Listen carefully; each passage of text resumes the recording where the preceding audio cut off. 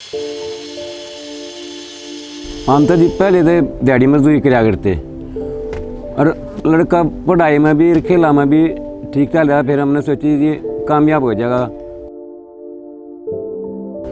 घर का इतना ब्याह नहीं था जी, नरम ब्याह था। फिर खाने पीने में मैंने बहुत कोशिश करी जी तू खा ले, मैंने मजदूरी मैं बात करूँगा।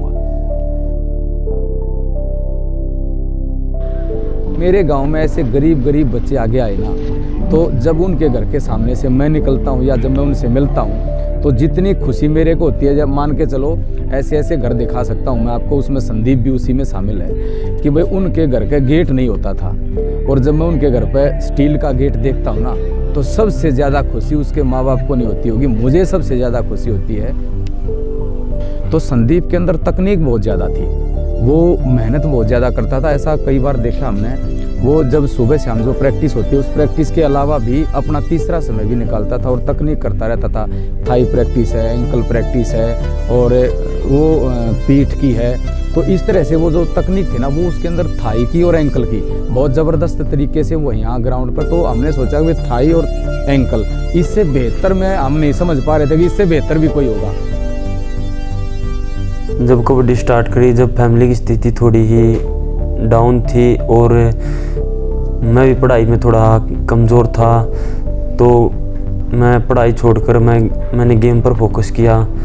तो उसमें फैमिली वालों ने भी बहुत सपोर्ट किया था और मेरे कोच साहब हैं सुशील कुमार शास्त्री, गांव महाराज से ही हैं और उन्होंने मेरा बहुत सपोर्ट किया। जब मैं छोटा था 7th क्लास में था तब से मैं कबड्डी स्टार्ट की थी और तब से मेरे को किसी चीज़ की भी कमी नहीं महसूस होने दी कि फैमिली का बैकग्राउंड कैसा है ऐसा है। लेकिन जो भी मेरे को ज़रूरत पड़ती थी मैं कोच को बोलता था और मेरी हर टाइम मदद करते थे। जो भी मैं कोच से बोलता था वही मेरे को देते थे। वो कौन साहब का था सही दी उसने तो लाइन पर लाए, कौन साहब ने तो बड़ी वो कराया, बोला भाई ग्राउंड में गालेगा जी। हम 4 बजे उठाते, रोज़ कोशिश करते भाई 4 बजे उठे, जब ग्राउंड में जाते कौन साहब ने बथेरी हिम्मत करी, बहुत कोशिश तक आए हैं, बहुत आगे फंसाए बाढ़। कौन साहब का बहुत बहुत धन्यवाद है जी, उसने उसके कारण ये बच्चे हो गई थी।